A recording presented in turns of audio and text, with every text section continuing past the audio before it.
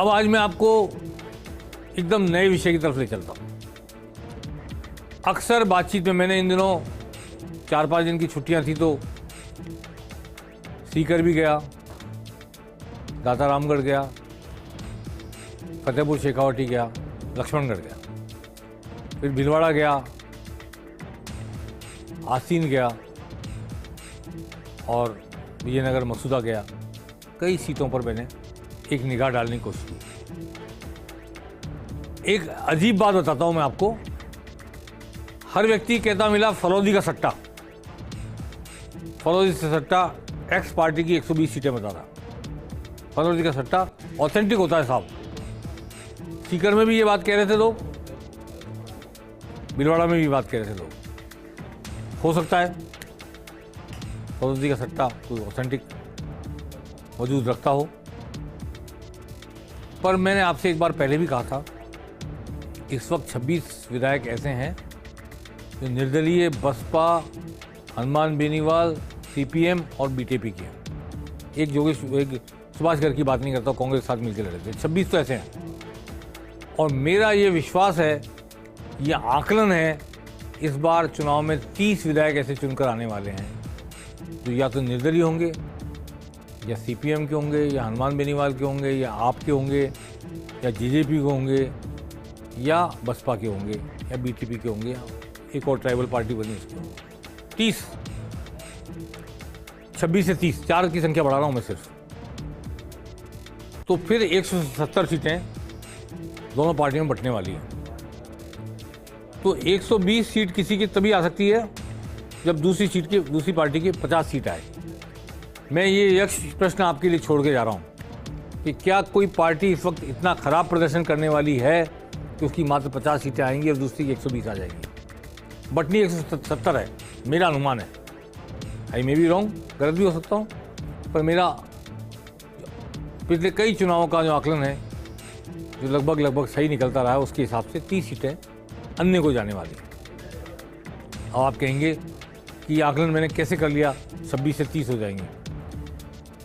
मैं आपको 5-6 सीटें बताता हूँ जो या तो कोई बीजेपी खाते में डाल रहा होगा या कांग्रेस के खाते में डाल रहा होगा, पर उनमें निर्दलीय या हनुमान बेनीवाल की पार्टी त्रिकोण संघर्ष की स्थिति ले आई है।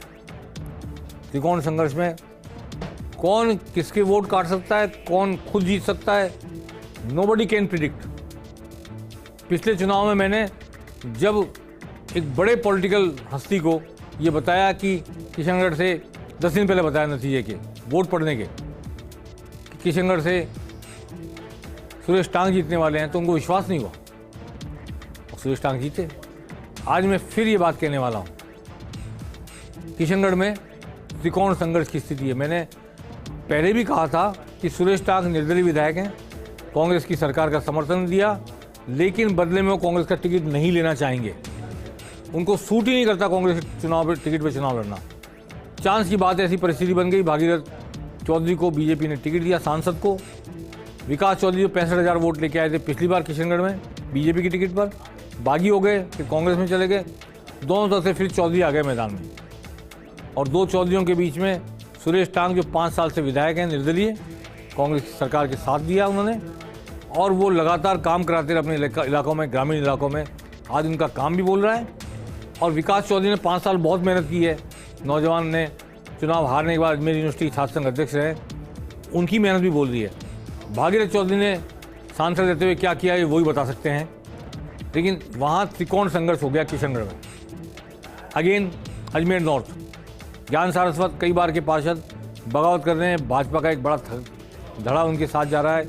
वासुदेव देवनानी परेशानी में है, और वहाँ पर कांग्रेस से महेंद्र राठौर को टिकट मिला है जो 4,000 वोट से हारे थे पिछली बार। इस बार वो होशियारी से चुनाव लड़ रहे हैं। पिछले घाव को उन्होंने अच्छे सहेज के रखा हुआ है। वासुदेव देवनानी वर्सेज ज्ञान सारस्वत वर्सेज महेंद्र राठौर, कांग्रेस, बीजेपी और निर्दलीय या बागी भाजपा। Again triangular fight 2। फिर नसीराबाद में आ जाइए,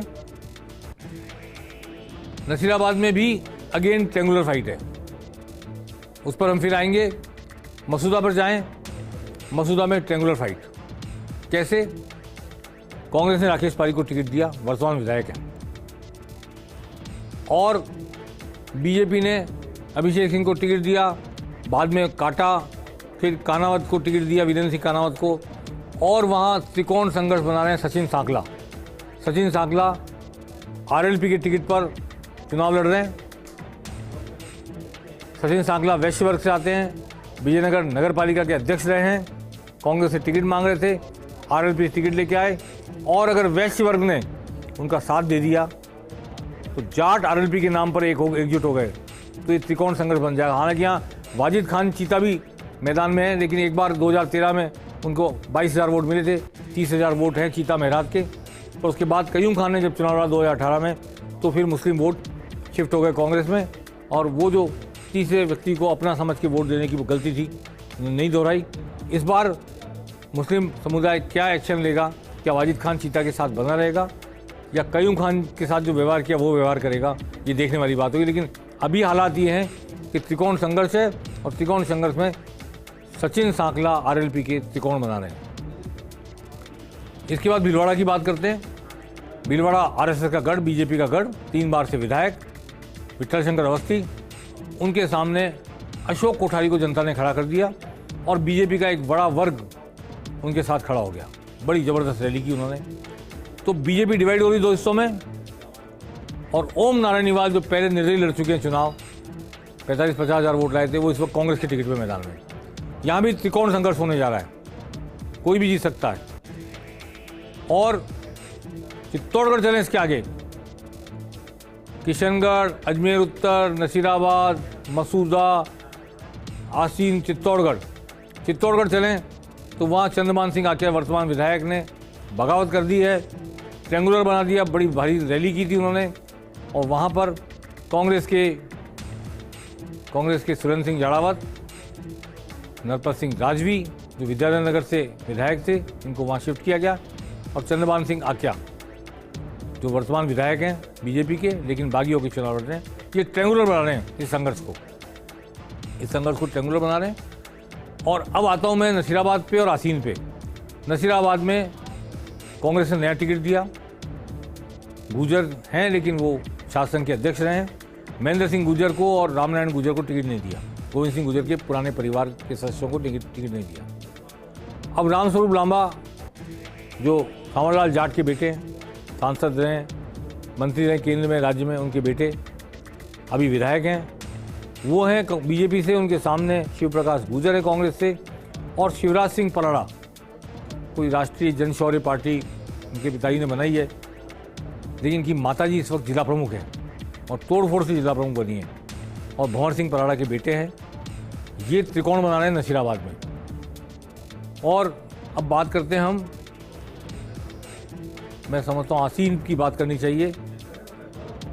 आसीन में भी त्रिकोण संघर्ष की स्थिति बन गई है। वर्तमान विधायक को टिकट दिया है जब्बर सिंह सांकला, बीजेपी ने 154 वोट से जीते थे वो पिछली बार। आगामीलाल मेवाड़ा के बेटे से जीते थे। अब आगामीलाल मेवाड़ा खुद मैदान में आ गए। आगामीलाल मेवाड़ा एक बार निर्दलीय विधायक रहे, बाकी 4 बार चुनाव में चाहे कांग्रेस की टिकट में लड़ा, चाहे उनके बेटे ने लड़ा, निर्दलीय लड़ा, हमेशा हारे हैं।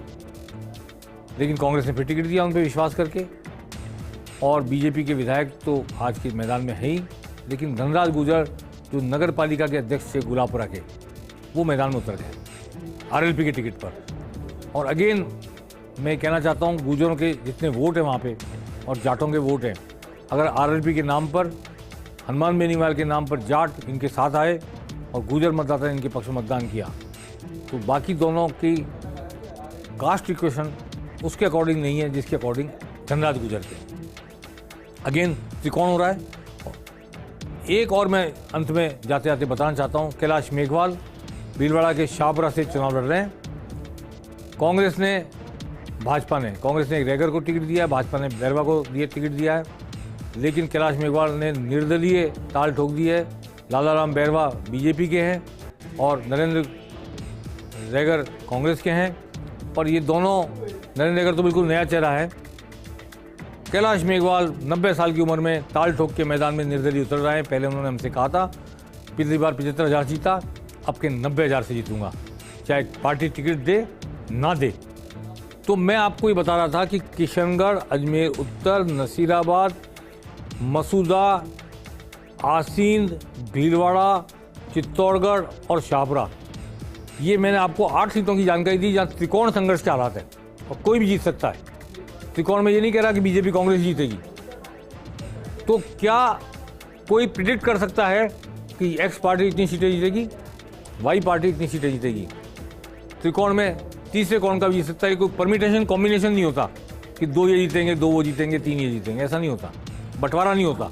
हर जगह की जनता लोकल परिस्थिति के अनुसार, और मोदी के दौरे होंगे, अमित शाह के दौरे होंगे, प्रियंका गांधी का दौरा होगा चित्तौड़, इन सब के बाद कोई हवा बनेगी, फिजा बनेगी, उस दिन की बात उस दिन करेंगे।